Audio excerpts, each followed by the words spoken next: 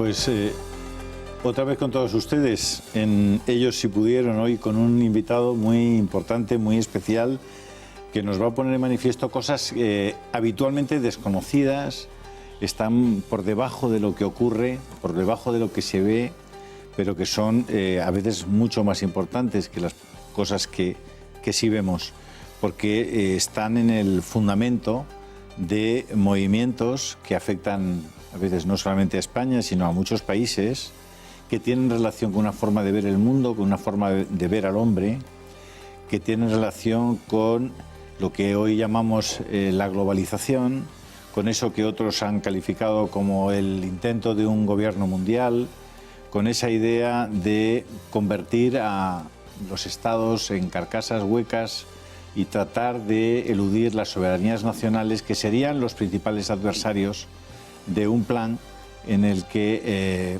la conversión de sociedades enteras en rebaños de personas poco informadas, con poco sentido crítico y muy manipuladas, muy sensibles, muy frágiles, contribuyan a concretar, a hacer posible una forma de ver el mundo, de gobernarlo y de ver la sociedad que en absoluto es conforme con lo que llamaríamos el derecho natural, una forma de entender la dignidad del hombre, un concepto del hombre volcado hacia la trascendencia, en todo lo contrario a esa línea de consideración social, antropológica, filosófica, se movería el hombre del que vamos a hablar esta noche, con quien probablemente mejor lo conoce y con quien probablemente tiene una idea más clara de cuál es su forma de actuar, sus objetivos. Estamos hablando de George Soros, el húngaro George Soros, y estamos hablando con don Juan Antonio Castro, catedrático de Economía por la Universidad Complutense de Madrid, un hombre versado que ha trabajado en las Naciones Unidas durante 25 años. 25 años, no son pocos años, que conoce muy bien el mundo de las relaciones internacionales y que, por tanto, no estamos hablando de alguien a quien se le ocurre montar una especie de libro conspiranoico porque se le pasa por la cabeza, sino que se documenta historiadamente antes de producir una obra, que es esta que tenemos en las manos, que se llama Soros rompiendo España, que ustedes pueden ver, y que es probablemente el libro que más datos, con más precisión, con más concreción aporta a lo que sería la participación de elementos externos en lo que hemos denominado y venimos denominando el proceso. Don Juan Antonio, cuénteme un poco sobre usted, solamente para que nuestros espectadores sepan con quién estamos hablando. Bien, bueno, lo primero agradecer muchísimo la invitación a Intereconomía, a este programa en particular, y a ti por estar aquí. Estudié en Ginebra, luego me doctoré aquí en la universidad, he estado cerca de 25 años en Naciones Unidas. Tengo una enorme creencia por el lado justo internacional, ¿no?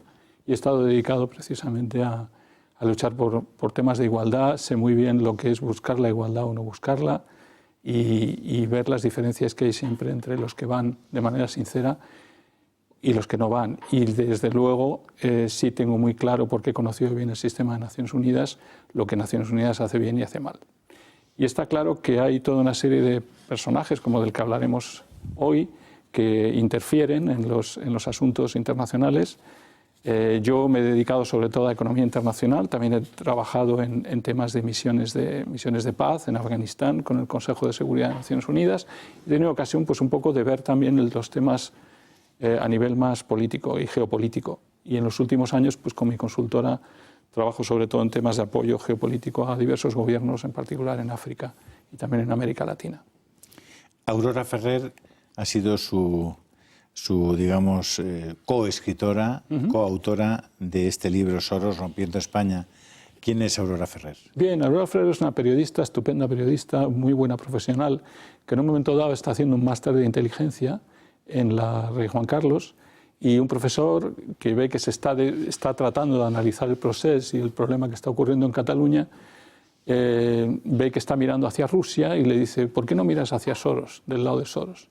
Y entonces es Soros, porque todos los enfoques, el país, David Alandete, todos iban hacia Rusia, ¿no?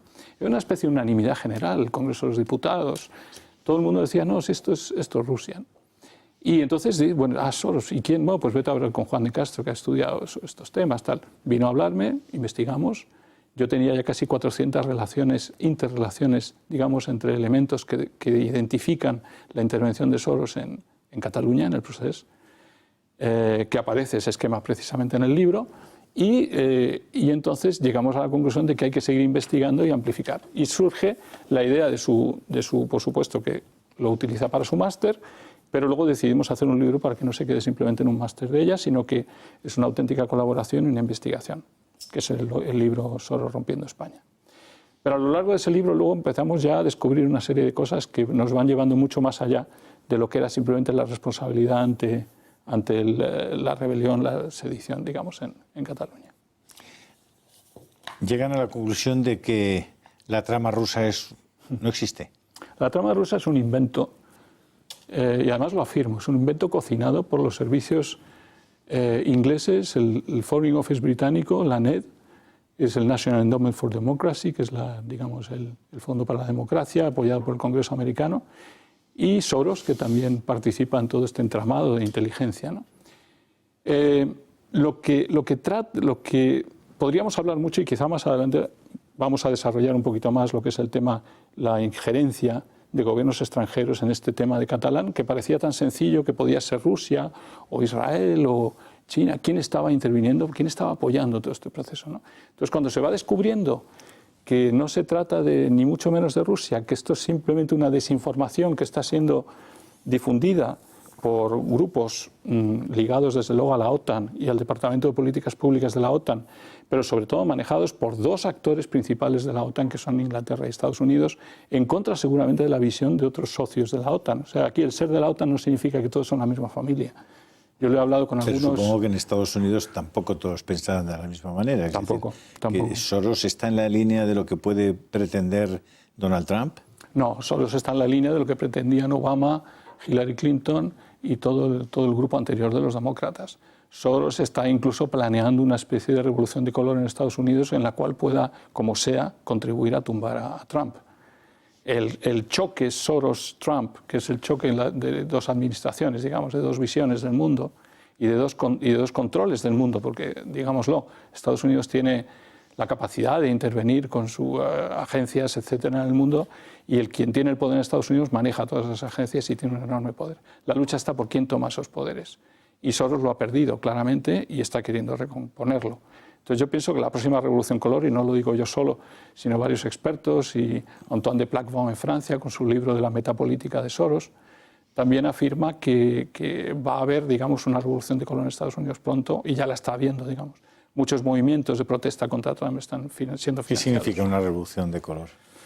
Bueno, las revoluciones de color es como le llaman a lo que ocurrió con las repúblicas exsoviéticas cuando se liberaron del yugo comunista y hubo que asegurarse desde el lado de Estados Unidos e Inglaterra que caían del buen lado y para los intereses necesarios, ¿no? Ahí ya mezclamos intereses geopolíticos, sobre todo geoeconómicos. ¿Quién va a controlar? ¿Quién va a tener los contratos? Etcétera. Soros, digamos, es el intermediario entre las agencias inglesa y americana que intervienen en estos países para ya sea mantener en el poder a la persona que les viene bien o derrocarla. O cambiarla. Y es ahí donde inventan toda una serie de procedimientos, como los famosos procedimientos de la no violencia, que la hemos visto tanto en Cataluña, totalmente diseñada por un tal Gene Sharp, que dirige el Albert Einstein Institute, que lo financia Soros en el mundo.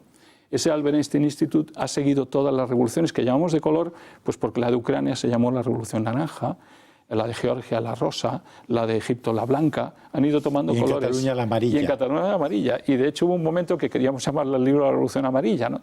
Y realmente se está viendo que sí, que es la Revolución Amarilla.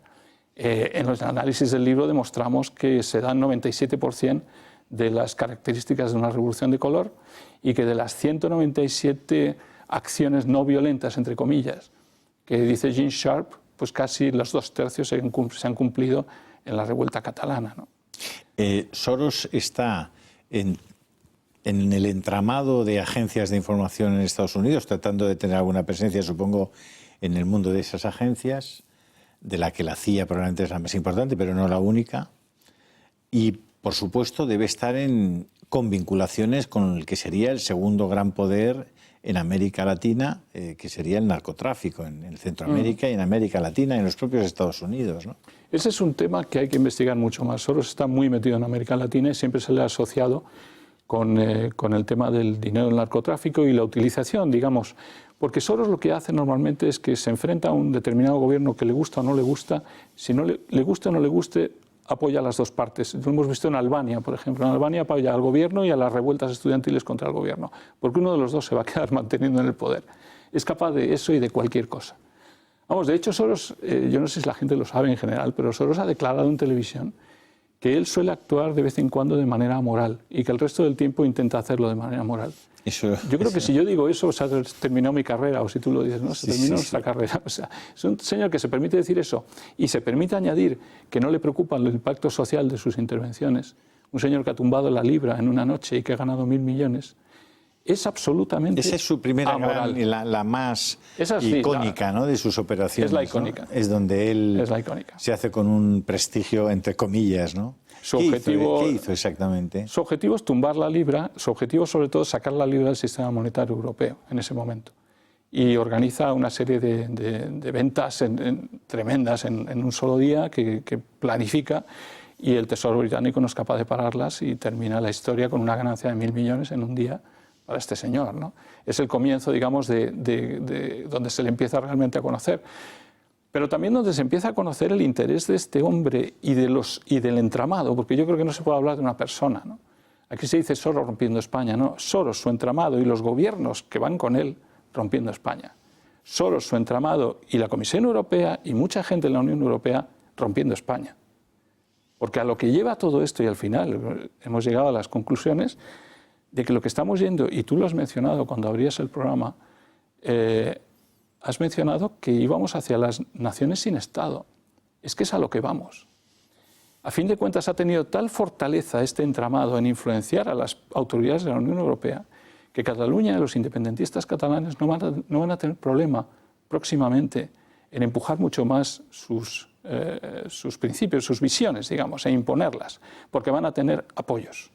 Y van a tener apoyos en Europa, porque en Europa hay una visión ya infectada de esta especie de que llaman progresismo, y que me río yo del progresismo famoso, ¿no? Creo que hay que empezar a aprender a llamar a las cosas como son. Para mí esto es un internacional socialismo. Para mí esto es un globalismo totalitario. Todo lo que se llama progresista hoy en día y está marcado por la visión de Soros es llevarnos a un globalismo totalitario, en el que se imponen unos criterios morales, se financia a sociedad civil manipulando a la sociedad civil y se manipulan las agencias de inteligencia internacionales, todo con un mismo fin. La ingeniería de Soros y su entramado es absolutamente fascinante. Creo que es la maquinaria más totalitaria que ha existido nunca. Pero él lo disfraza, curiosamente, y le llama la sociedad abierta, la Open Society. Y está muy bien. Karl Popper, que es su inspirador, que es un filósofo de los años 40, sí es verdad que ponía la democracia y la libertad contra el totalitarismo. Pero por favor, no le llame usted ahora Open Society a esta famosa progresía metida con ingeniería social en la que manipula a las sociedades, compro a la gente, compro los medios, y a eso le va a llamar usted libertad y democracia. Eso es puro totalitarismo. Y en el libro se desarrolla toda una cosa, igual que lo ha hecho en diferentes países, lo ha hecho en Cataluña.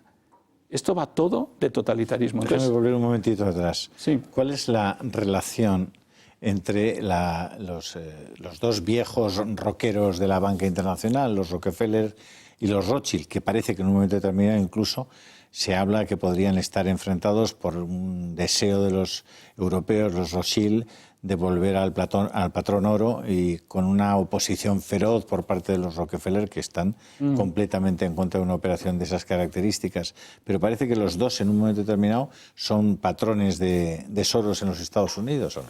Yo creo que hay una cosa que tienen en común estos grupos, y de hecho Soros cuando se forma en Inglaterra y termina en Estados Unidos haciendo sus primeros negocios y fondos, se une muchísimo a Rockefeller. Se habla incluso que ha sido testaferro de los Rothschild, ¿no? Es un poco y se une muchísimo a estos dos grupos financieros, pero que en el fondo luego también se habla de Bilderberg, ¿no? De la famosa reunión esta Bilderberg en la que se reúne tanta gente influyente en el mundo y toman decisiones. Bueno, sin entrar en conspiranoias, porque además lo que hemos querido con el libro es no ser conspiranoicos sino verdaderos y atenernos a los hechos. El caso es que sí hay una digamos, una unión, una connivencia entre estos dos grupos, Rockefeller, Rothschild, yo diría Goldman Sachs también, en una serie de actuaciones, por ejemplo, las revoluciones de color, por ejemplo, el nuevo orden mundial, ¿no? Lo que llamamos este nuevo orden mundial, que preconiza Soros y al que yo llamo, digamos, nuevo orden totalitario. Porque ese nuevo orden mundial están de acuerdo en que sea así, y entre las premisas que impone ese nuevo orden mundial es, por ejemplo, una batalla férrea contra la vida. Es necesario reducir la demografía global. Rockefeller, Rothschild y todos estos grupos están absolutamente de acuerdo con el nuevo orden mundial y la reducción de la demografía. Eso lleva al proabortismo, eso lleva al extremismo en la LGTBI, eso lleva a la eutanasia, eso lleva incluso, porque parece mentira, que la MacArthur Foundation y Soros estén en este momento investigando, y eso ha aparecido publicado hace poco, en cárceles americanas, en la historia de pederastas, para tratar de comprender a los pederastas qué es lo que les lleva a ser así, y añadir una letra más al LGTBI, Minor Attracted Persons, personas atraídas por menores. Es decir, la moralidad de este entramado es tal que se puede saltar hasta los criterios penales. Estamos hablando de temas penales. Ya no es... Lo que no nos podemos saltar, Juan Antonio, es la publicidad. Por supuesto. Vamos un segundito y estamos con ustedes ahora mismo. De acuerdo. Porque está siendo no apasionante, como dicen ahora los chavales, lo siguiente.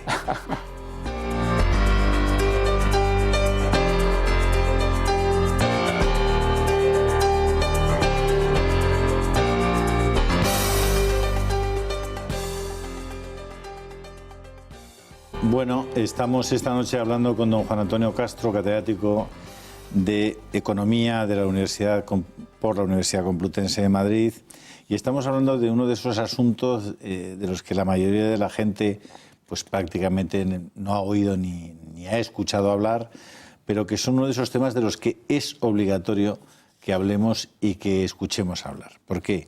Porque estamos hablando de lo que está pasando por debajo de lo que está pasando, es decir, de las causas profundas, de las causas remotas pero reales, de lo que nos está viniendo encima, y en este caso relacionado específicamente con el proceso de ruptura de lo que es el Estado español a partir de un proceso de sedición por el momento, aunque el propio rey de España hablaba de cosas más duras que la sedición en su discurso famoso del 3 de octubre, estamos hablando de una auténtica rebelión frente a los poderes constituidos, al Estado de Derecho y a la propia Constitución española por parte de personas que han sido apoyadas por un tal György Schwarz, nacido en Hungría en el 1930. La esperanza que tenemos es que ya tiene 90 años la criatura. Y bueno, la verdad es que Rockefeller, el abuelo, vivió casi 100. Pues bueno, pues ya saben que no hay mal que 100 años dure, no sé quién que los aguante. Sí. Estamos hablando de George Soros, estamos hablando de la persona que probablemente está teniendo más influencia tanto en las políticas migratorias que está llevando a cabo la Unión Europea y que están desafiando las raíces y la propia esencia de la cultura, de las tradiciones y de la existencia de Europa y, por supuesto, de España. Estamos hablando de una persona que ha tenido una incidencia directa y positiva en lo que está ocurriendo en Cataluña. ¿Qué es eso de la reflexividad, de lo que usted habla en el libro y que es su forma de entender las relaciones con los mercados, ¿no? Sí, Soros es un tipo, la verdad es que es bastante inteligente porque juega con la filosofía, con una filosofía bastante barata en el fondo, con la que intenta acompañar y adornar todo lo que él llama su filantropía, que yo creo que nos podemos reír de filantropía porque si Open Society es filántropa, con tal cantidad de golpes de Estado, muertes y sangre que ha generado, pues bienvenida a la filantropía, ¿no? 32.000 millones metidos a lo largo de décadas en crear subversión y en apoyar determinadas acciones que puedan beneficiarle tanto a él como a ciertos gobiernos, es un récord realmente que tiene que quedar bastante claro y ser difundido, ¿no? Ahí no hay filantropía ninguna. Este hombre, desde luego, crea una falsa visión de lo que es la sociedad, maneja la sociedad civil y interviene, digamos, para mí, digamos, es yo recuerdo en Naciones Unidas, a final de los años 80, entraron las ONGs, entró la sociedad civil a decir algo. Y me acuerdo que aplaudimos desde Naciones Unidas la idea de que no eran solo los gobiernos, los organismos internacionales, sino también el pueblo, hablando, dando su opinión frente a los estados. Bien, eso funcionó durante unos años y traían ideas interesantes a la Organización Mundial del Comercio, al GATT, a la UNCTAD, en la ONU en general, y de repente se van haciendo con ellas. Entonces el señor Soros y su entramado empiezan a invertir en pervertir el concepto mismo de sociedad civil. O sea, yo creo que una de las terribles actuaciones que ha tenido Soros en estos años es cargarse el concepto propio de sociedad civil, volviendo y privatizando a la sociedad civil, haciéndola guiarse por los conceptos que pagan. Es decir, las ONGs hoy en día, ¿cuántas ONGs podríamos decir que son independientes? Me lo pregunto realmente. Podemos hablar de Amnesty International, de todas las otras, están todas participadas, ya sea por Soros, ya sea por otros grupos privados que tienen sus propias menús, digamos. Pero no es la expresión de la sociedad civil en sí, sino de grupos que dicen representar a la sociedad civil y están pagados por intereses privados. Bueno, pero que chupan del Estado al mismo tiempo, porque la mayor parte de estas organizaciones tienen subvenciones públicas. Y muchas veces chupan del Estado. Y ese es el tema, ¿no? Que entonces al final, cuando se dice en los medios, no, es que la sociedad civil, no, perdón, ¿qué es sociedad civil? ¿Me va usted a decir Open Arms es sociedad civil? ¿Me va usted a decir que las otras, que un tercio de las 100 ONGs que actúan en el Mediterráneo son de Soros, son sociedad civil? No, son grupos privados, pagados, financiados, con un objetivo determinado de desestabilizar la Unión Europea. Objetivo que no es salvar personas. Para nada, para nada. Yo creo que ahí está absolutamente claro. Pero en todo, Soros y su entramado se las arregla para que siempre parezca algo bueno, entre comillas, salvar personas. La cuestión de género. No, no es cuestión de género, es cuestión de llevar al odio entre el hombre y la mujer para que haya menos demografía, para que la demografía baje. ¿Es cuestión de eutanasia por el señor mayor? No, es para que el señor mayor se muera antes y haya menor demografía. Y es así todo. Entonces, cada vez que vamos encontrando, y hablamos de reflexividad. Reflexividad. Precisamente. Ese es uno de los trucos que él dice, que en las finanzas realmente que no hay nada, que todo es aleatorio, que todo es como la física cuántica, que en definitiva no sabemos si la partícula está aquí o puede estar en dos sitios a la vez. Él empieza a llevar el relativismo a tal nivel, que empieza negando absolutamente todo lo que puede ser rígido, fijo, etcétera, ¿no? Has mencionado Perdón, me acabas de describir, o me acaba usted de describir a Pedro Sánchez. Sí, claro, pero bueno, yo creo que Pedro Sánchez es un discípulo absoluto de Soros. ¿Es la primera persona a la que recibe en Moncloa? Es la primera persona que recibe en Moncloa.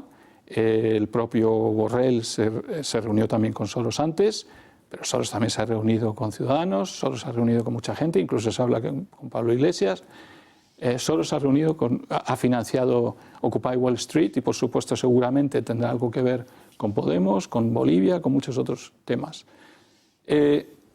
No olvidemos que en el currículum de nuestro presidente del gobierno aparece el NDI, que es el National Democratic Institute, Instituto Nacional. Ese instituto, junto con la NED y las agencias americanas y estadounidenses, intervienen en las revoluciones de color. Es decir, nuestro presidente del gobierno ha estado trabajando con agencias que han intervenido en las revoluciones de color, ya sea en Yugoslavia, ya sea en Georgia, ya sea en Ucrania, etc. Luego hay afinidad. En un email hackeado que se pueden encontrar en Internet, existe un email en el que la propia Teresa Rivera, que es ministra actualmente del Gobierno de España, escribe a Estados Unidos diciendo: les voy a presentar a una persona muy interesante, muy influyente, y si puede ser que la reciba Hillary y el propio Bill, sería muy interesante, a Pedro Sánchez.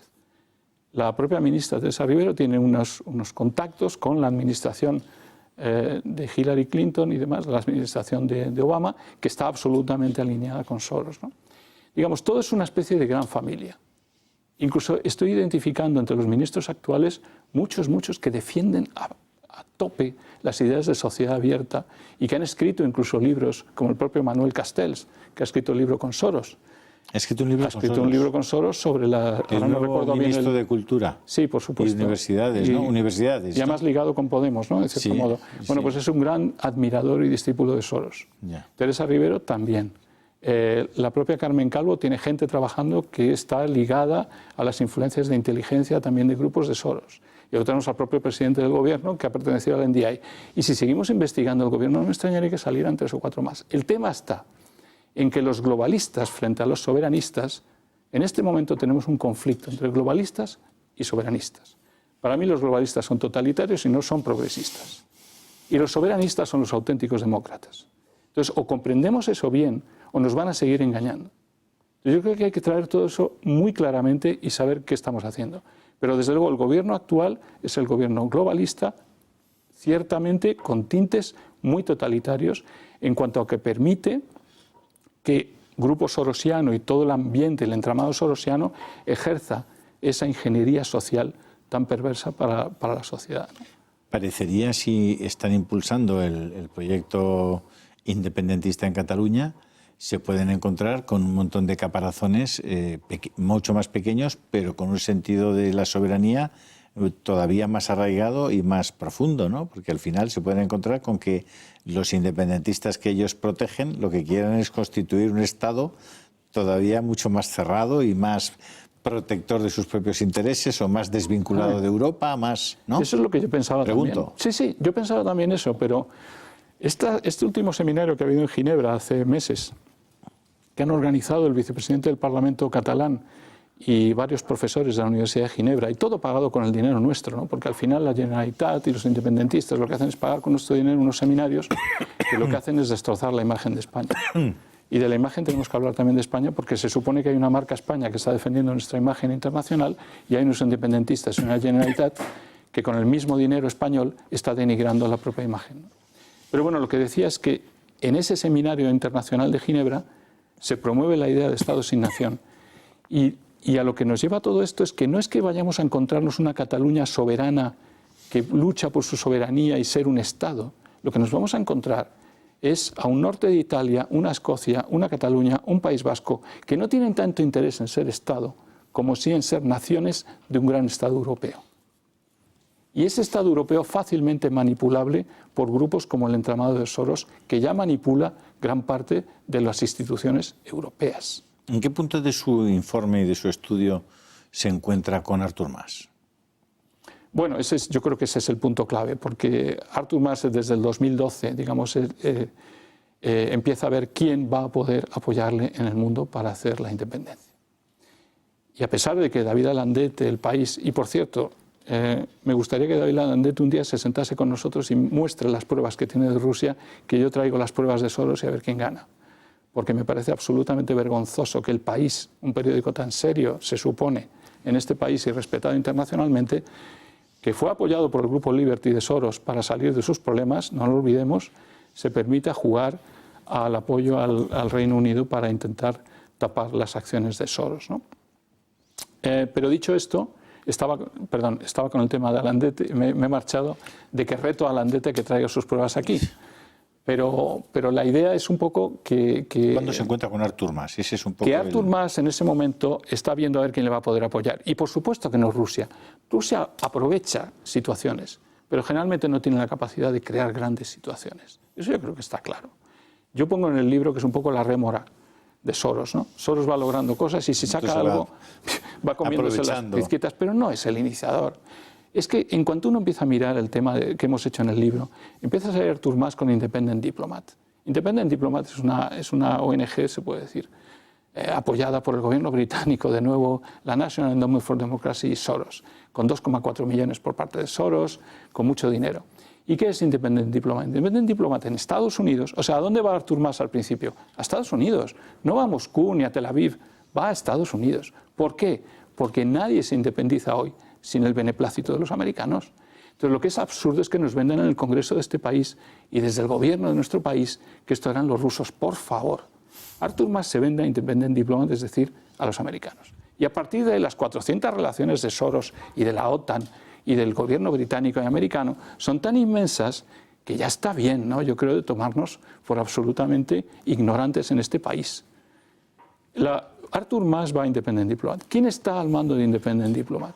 Pues un tal Ken Ross, que resulta que es un diplomático británico que ha estado trabajando en el Consejo de Seguridad representando a su país y que al terminar su trabajo diplomático se dedica a formar a los países para lograr independencias, incluso regiones. Apoya a Níger, apoya a Cataluña, se puede ir también al País Vasco si quiere. Bueno. Y entonces este señor ha publicado hace poco además un artículo en el Independent en el que dice cuáles son los pasos que hay que dar o las cosas que son buenas para llegar a la independencia. Independent Diplomat, no lo olvidemos, Artur Mas consigue, pagando 1,6 millones a Independent Diplomat, que durante 5 años tener personas que vienen a formar a los independentistas para la famosa sedición o rebelión que se produce después. Artur Mas consigue que se produzca el acompañamiento de Independent Diplomat en todo este proceso. Y el señor Ken Ross afirma que con las leyes no se puede llegar a la independencia, que las resoluciones de la ONU no sirven para nada para la independencia. Y lo peor que declara el señor Ken Ross en ese artículo, que es el que ha asesorado a la Generalitat, es que la única vía final para llegar a la independencia es la violencia. Hay que asustarse. Y hay que asustarse al ver lo que ha pasado con ANC y las revueltas, en las que se ve claro que si no se logra de una manera, se logrará de otra. El tema es que a lo mejor no hay que llegar... Comienzan con esa idea de la no violencia de Gene Sharp. Claro, la no violencia de Gene Sharp, pero lo que declara el experto en independentismo al final es que nunca se llega sin violencia. Es que al final sí.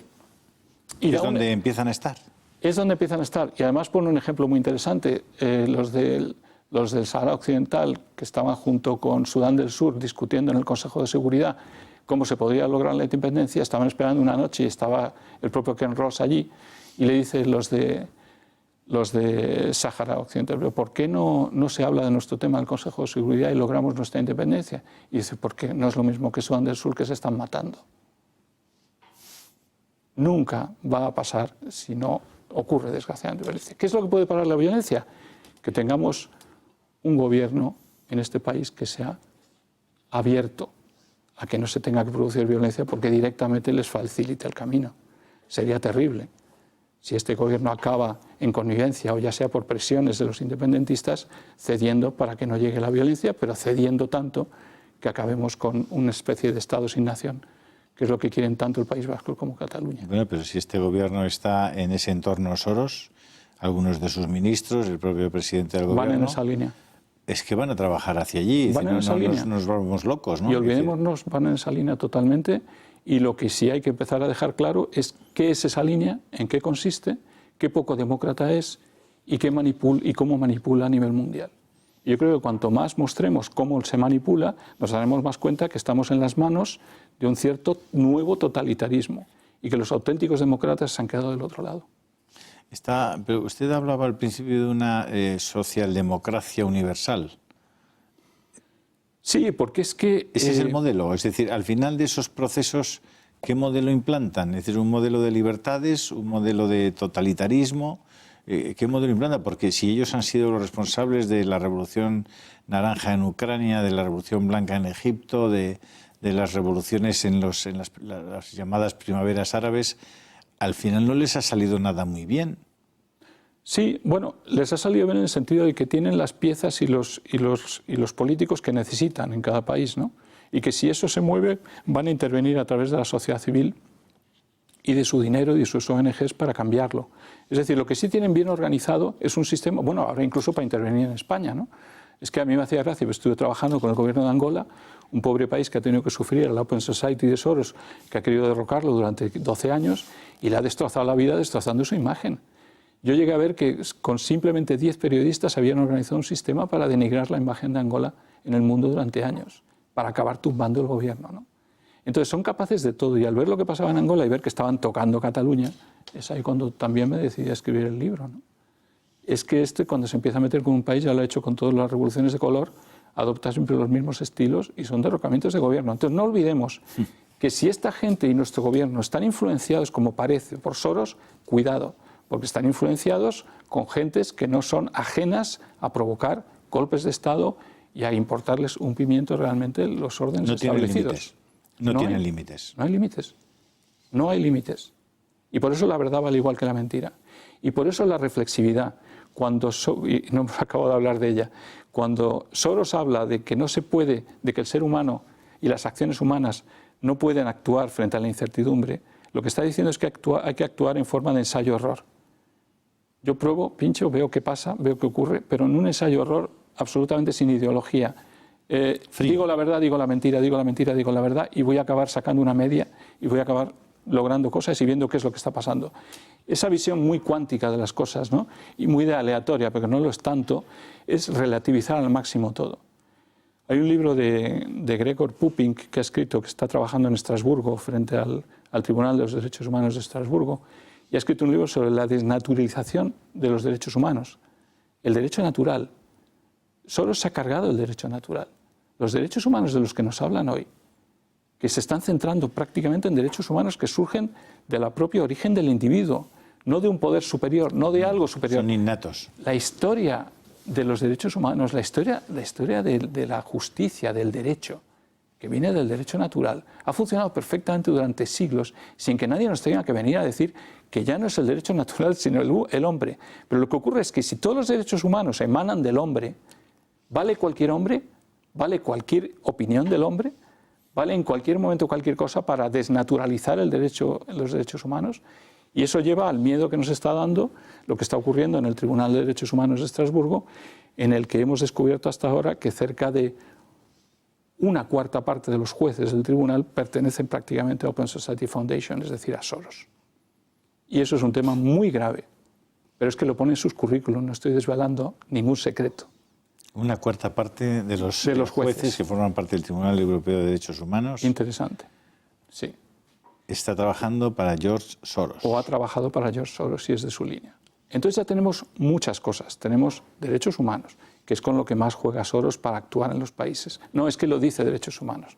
No es que el LGTBI es lo más importante ahora en derechos humanos. No es que el aborto, la eutanasia es lo importante.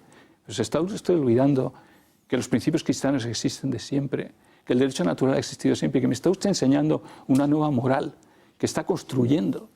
Es que la complejidad de lo que está ocurriendo con Soros es tan grande que no es que toque ya revoluciones de color, intervención en gobiernos, toca la propia filosofía y los derechos del hombre. Es evidente, claro. Es impresionante. De todos modos, Juan Antonio, vamos a tratar de explicar a nuestros espectadores cómo ponen en marcha el proceso en Cataluña, es decir, qué instrumentos utilizan, cuáles son las personas claves. Vamos a entrar un poquito, aunque no vamos a desvelar todo el contenido del libro, para que ustedes tengan la curiosidad, por lo menos el interés de ir a una librería o ir al Corte Inglés o comprarlo en Amazon o donde quieran. Este libro es en fin, les va a desvelar, les va a abrir los ojos respecto a muchas cosas que sin duda alguna forman parte de la esencia de los acontecimientos que nos están llevando a donde nos están llevando en España ahora mismo, ¿no? Es decir, cómo se materializa la actividad y la irrupción del mundo Soros en el proceso catalán. Bueno, pues es interesante, porque como empezamos diciendo antes, Artur Mas se une a Independent Diplomat, que es un poco el centro de formación del independentismo catalán durante 5 años. Bien financiado, mandan gente que está en la Generalitat trabajando con ellos. O sea, estos americanos han estado ahí metidos, trabajando con ellos y con los ingleses, pagado por el gobierno británico, repito, y el gobierno noruego y parte de la OTAN. O sea, es que es asombroso. Es como decir, yo lo decía el otro día, no sé dónde era, hablando con alguien, tenemos al enemigo en casa, ¿no? Que se supone que somos socios de la OTAN y resulta que es que se está trabajando en su seno en contra de los intereses de la soberanía nacional. Hay que tener cuidado. Yo lo he hablado con militares, están bastante asombrados algunos, ¿eh? Es que es bastante asombroso. No basta con ser socio. El problema es que si algunos socios protagonistas juegan por libre, los demás se tienen que empezar a plantear qué es lo que van a hacer, sobre todo mientras no toquen la soberanía nacional y nuestra Constitución. Me parece muy bien. Salvo que quienes nos gobiernan estén también en Claro, es la defensa occidental. En el asunto. Pues claro. Ahí estamos todos unidos, que no nos ataque Rusia, ni la India, ni China. Pero es que estos señores van por libre y entonces ya afecta nuestra soberanía y nuestra Constitución. Entonces, bueno, Cataluña. Cataluña. Independent Diplomat juega un papel muy importante y Soros se dedica a financiar instituciones de muchas maneras. Financia ONGs propias suyas, la OSIFE, la Open Society Foundation de Barcelona, tiene su sede en Barcelona, es la Fundación para Europa. Abre una sede en Barcelona y que la ¿Qué tiene... es el CIDOB?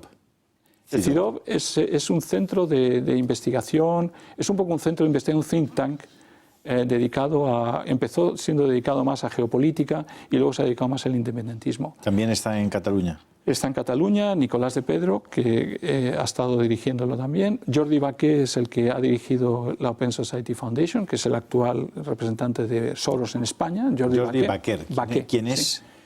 Pues Jordi Baqué estuvo en CIDOB, me parece, y luego dirige esta, y es el que da un poco y el que el que regula, digamos, la cantidad de financiación que va a todas las instituciones que Soros financia en toda Europa, ¿no? Pero incluido en España. Estamos hablando de miles de páginas con 3 o 4 instituciones cada una, y estamos hablando de 5.000 instituciones financiadas cada una entre 30.000 y 100.000 dólares, 100.000 euros.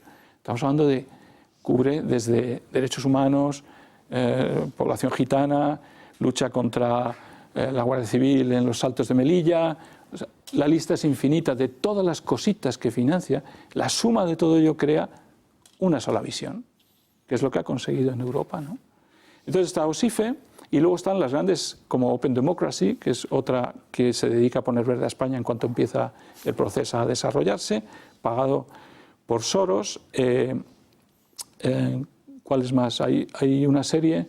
¿Cuáles son? Hay el Atlantic Council. En un momento determinado, ustedes llevan a conocimiento del juez Pablo Llarena toda esta información. Claro. Una vez que han acopiado todos los informes y los datos, claro. y después de llevárselos al juez Llarena, se los llevan a la policía. Sí. Hombre, lo que nos mueve al ver que está existiendo una injerencia, digamos, de un poder extranjero en nuestro país, es, digamos, una reacción de patriotas simplemente. Como español tengo la obligación, no ya el derecho, la obligación de ir a la policía y al juez. Bueno, es lo que hacen los demócratas con Donald Trump ante la trama rusa, ¿no? Aparentemente. Sí, y es lo que hacen los demócratas cuando encuentran un escándalo en la Casa Blanca, o es lo que hace cualquiera que encuentra una cosa, que ve las pruebas, que hasta que las ve en Internet y que se las lleva algo para decir, oye, por si acaso usted no se ha fijado y ha hecho una investigación en Internet, Independent Diplomat, todos estos han estado urdiendo en el proceso. ¿Qué ocurre? Bueno, pues simplemente nos comunicamos con la oficina del juez Llarena en Barcelona y nos dicen que mandemos toda la información, y mandamos toda la información. Y no hubo más contactos ulteriores. Sí sabemos que ha habido algunas reacciones en cuanto bueno, no por el lado del juez Llarena. Vamos luego a la UDEF, a la policía en Madrid, nos sentamos con 2 comisarios y nos pasamos 3 horas hablando del grafo que precisamente aparece en el libro y en el que se establecen las 400 interrelaciones. Y es muy interesante porque todas están periféricas y en el centro está Soros, y llegamos a la conclusión de que no es bueno atacar primero al centro sino la periferia. Y esa es un poco la conclusión a la que llegamos con los comisarios, y sí es cierto que algunas de las empresas que mencionamos fueron visitadas los días posteriores, no sabemos si por nosotros o porque ya estaba la investigación en curso. Lo que está claro es que teníamos la obligación. ¿Por qué también? Para no ser conspiranoicos. En este tema de Soros se habla de que es el demonio, el 666, de que... Vale, muy bien, podemos hablar. Ese es el grafo, ¿no? Si sois tan amables de enfocar, esta sería el árbol de relaciones entre distintas asociaciones, fundaciones, personas, instituciones, Claro. Y en el centro estaría el propio... En las que ninguna aparece Rusia. La Open Society Foundation. En ninguna de ellas. Esto vale la pena que lo miren, porque ahí aparecen instituciones y personas de lo más sorprendentes, que les dejarán, en algún caso, bastante perplejos. En fin. Este es el libro de la editorial Homo Legends, Rompiendo España, George Soros. De verdad que no dejen de leerlo. Sigamos con Cataluña. Seguimos. Otra de las instituciones... Bueno, entonces, ¿qué ocurre? Que vamos llegando como a un punto de ebullición, que es el momento de la rebelión, ¿no? O si le quieren llamar sedición. Y llegamos al punto de ebullición despacio, con Independent Diplomat y con una serie de instituciones pagadas por Soros. ¿Por qué pagadas por Soros? Pues porque todas las que han hablado mal de España, se han metido con la brutalidad policial, se han dedicado a apoyar a ANC y demás, eran de Soros. Pues qué mala pata, es que eran de Soros. Es que no hay otra, es que lo pone. Es que yo no soy agente secreto, yo saco datos de Internet, se llama Open Source. Fuentes abiertas. Fuentes abiertas, sí. El que sepa buscar, que encuentre, y ahí está. Vamos un momentito, Juan Antonio, perdóname, ¿eh? Sí. A un minuto de publicidad. Estamos ahora mismo con ustedes, insisto, porque el tema es esta noche fascinante. Hasta ahora mismo.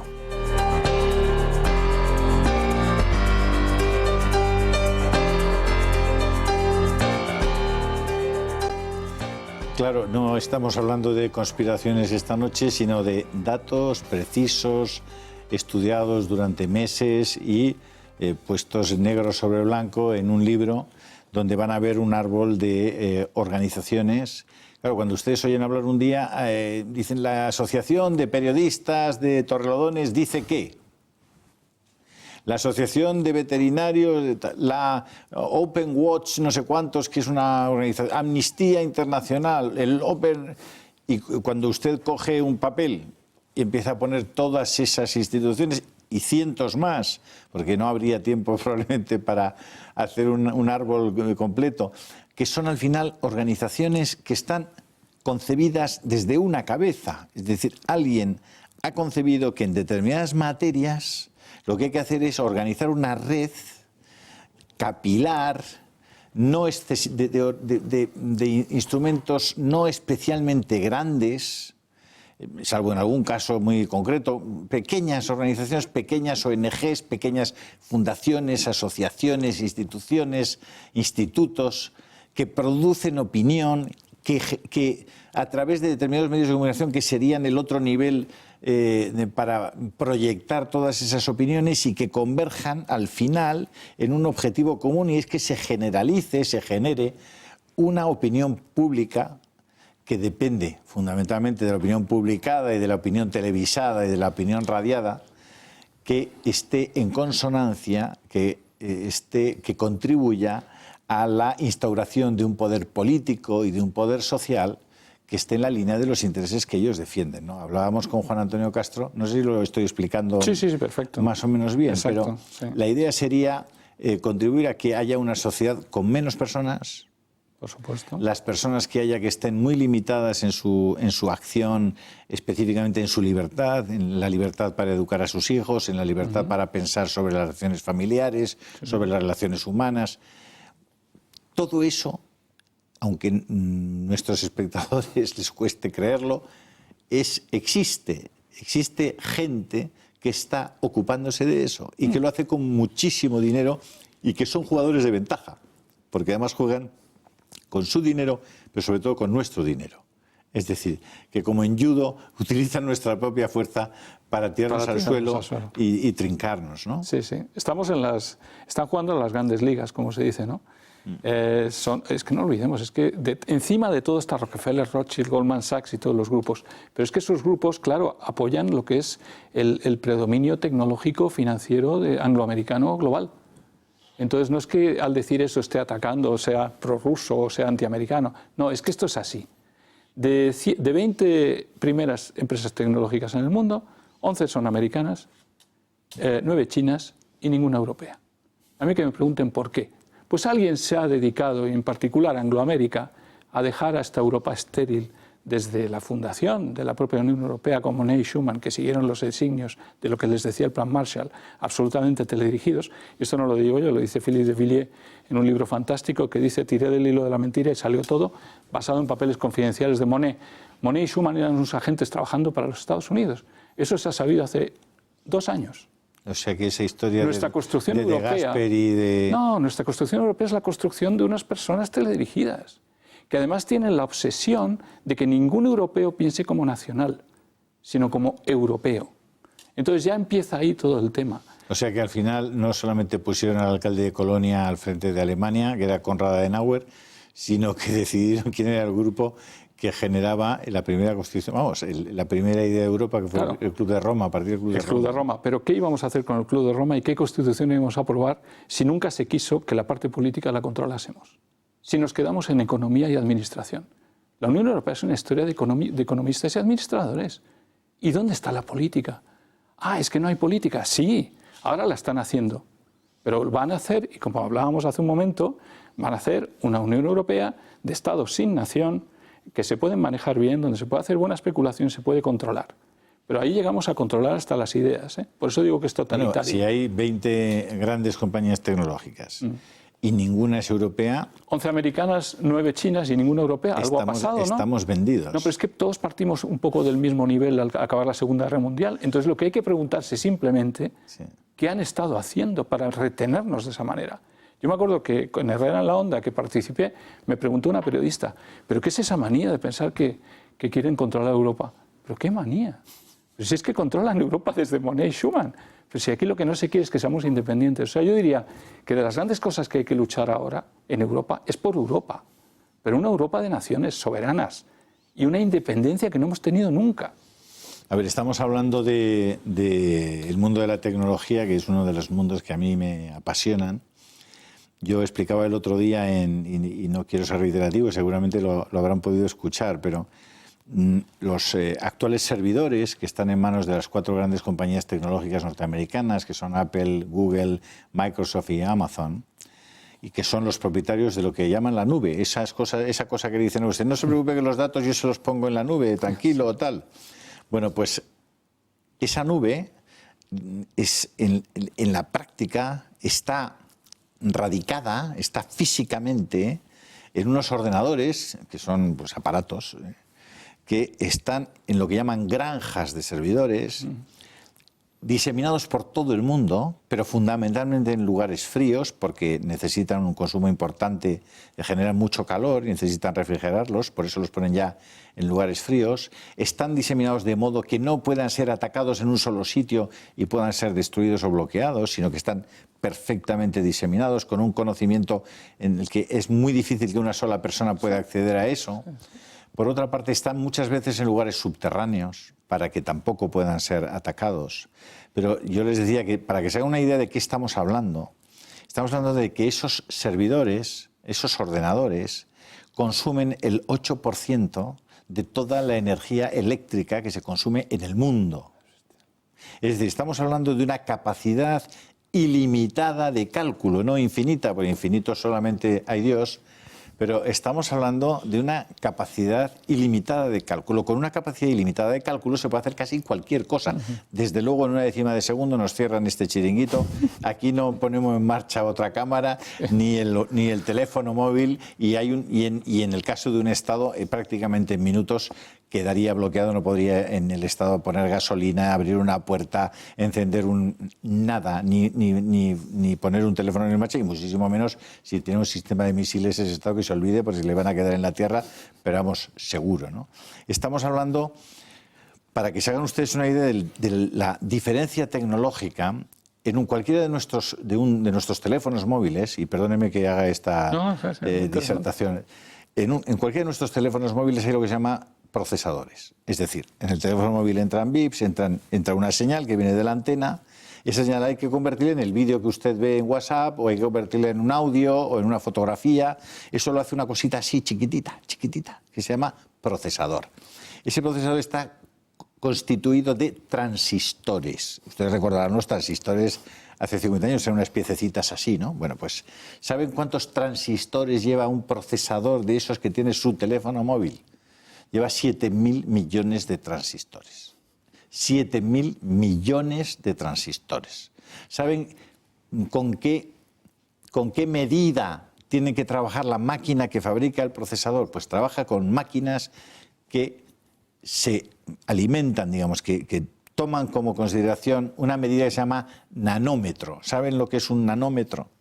Un nanómetro es 1/1000ª parte de un milímetro. Es decir, que hay unas máquinas que son capaces, en este caso hay 2 fábricas en el mundo, una es HTS en Taiwán y otra es Samsung en Corea, que son capaces de fabricar una cosita así, que se llama procesador, que lleva 7.000 millones de transistores y que trabaja en unidades de medida de longitud, nanómetros, en 1/1000ª de milímetro. Vale. Pues efectivamente, solo hay 2 fábricas en el mundo, una está en Taiwán y otra está en Corea. Y dirán, ¿y los Estados Unidos? No, los Estados Unidos son los únicos capaces de hacer las máquinas con las que esas fábricas de Corea y de Taiwán hacen los procesadores. Absolutamente cierto. Claro, en esas condiciones, Juan Antonio, no hay posibilidad ninguna de competencia. Ya hay 2 mundos. Claro. El mundo de Estados Unidos y de China, y el resto. Y por eso hay esa confrontación, ¿no?, entre el mundo angloamericano y sobre todo americano y el resto. Y la competencia china que llega y que se va a imponer también. Va a haber una pelea tremenda. Y lo que hay es toda una visión de ir a ese enfrentamiento e intentar ganarlo. Hay un suizo que ha hecho un trabajo hace poco que ha intentado calcular Big Data, ¿no? Es un poco lo que estás mencionando, es Big Data, todas las cosas pequeñitas que se pueden ver y tal. Ha intentado analizar las participaciones de empresas en empresas y ha cogido todas las empresas del mundo y ha visto quién poseía a quién, qué pertenecía a quién, ha analizado 600.000, no sé cuántos millones de relaciones. ¿A qué conclusión llega?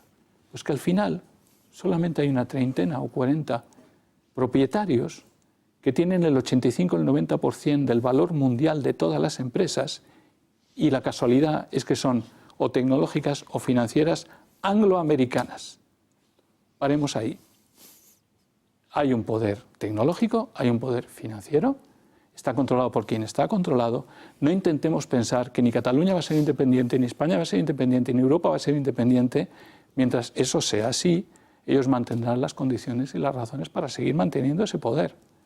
Y pensar otra cosa es un absurdo, porque la realidad económica que estás mencionando precisamente es esa.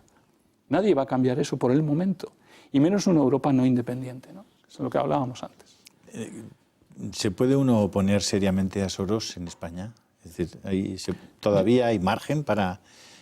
¿O está la suerte echada? Hombre, yo creo que en toda la vida en democracia ha existido la oposición, ¿no? Entonces, mientras haya un partido en el poder que es sorosiano absoluto al 100%, que además está apoyado por una Unión Europea invadida por Soros al 85%, y con el beneplácito de esa Unión Europea va a ser muy difícil. Pero yo creo que tenemos la obligación de, como personas libres y españoles que creemos en nuestro país, en la soberanía de nuestro país, en decir la verdad alto y fuerte, como muchas veces lo has mencionado, ¿no? Decir la verdad en todas partes sobre lo que está pasando. Hay que decirla. El silencio es un problema, ¿verdad? El silencio al final es el cómplice de todo lo que ocurre. Sí, el silencio es aceptación. Buenos, ¿no? El silencio de los buenos ya no es ni cobardía, es aceptación. Y en el fondo es cómplice. El silencio es cómplice, hay que parar de ser cómplices. Y no creo que seamos tan tontos para no darnos cuenta. Las cosas son bastante simples. Quien maneja el independentismo catalán, sabemos quiénes son. Soros y el mundo angloamericano. Habrá que hablar con ellos. Y si ninguno de nuestros partidos quiere, porque tampoco el PP se ha expresado claramente en ello, ¿no?, para enfrentarse. Ciudadanos no, porque también colaboraba en cierto modo con Soros. ¿Quién va a ir contra Soros? El mundo de la inteligencia angloamericana es probablemente el responsable último. Claro, la inteligencia angloamericana, de la que se hackearon unos papeles en diciembre del año pasado, del año anterior, del 18, ha mostrado, al ver esos papeles hackeados, que estaba actuando de una manera, generando una desinformación en Europa, que es la que critican Rusia. Pero la generación de esa desinformación para atacar a Rusia no va directamente con el objetivo de atacar a Rusia, sino de crear una desinformación para tapar a veces actuaciones del propio grupo angloamericano. Y uno de ellos ha sido Cataluña. Es impresionante ver en esos papeles hackeados que hay un informe sobre Cataluña que viene a decir: esto es lo que hay que enseñarle a España sobre Cataluña, esto es lo que Europa tiene que entender de Cataluña.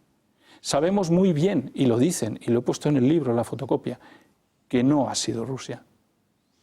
Pero en el fondo hay que convencer que lo ha sido. Y eso está negro sobre blanco. A mí que no me digan entonces que no hay una influencia para tapar esta influencia sorosiana, OTAN, angloamericana, en la ruptura catalana. Y es que puede haber intereses en que se cumpla el designio de naciones sin Estado, y eso puede estar en el interés de Rockefeller, Rothschild, la Unión Europea, la Comisión Europea y el grupo sorosiano global. Y es una lucha de globalistas contra soberanistas. Entonces, ahí no terminé de contar, bueno, pues que todo se fue complicando, generando, y diferentes... el propio Soros compra acciones y compra propiedad de DXC Technology, que es la empresa que hace el recuento electoral el día del referéndum catalán.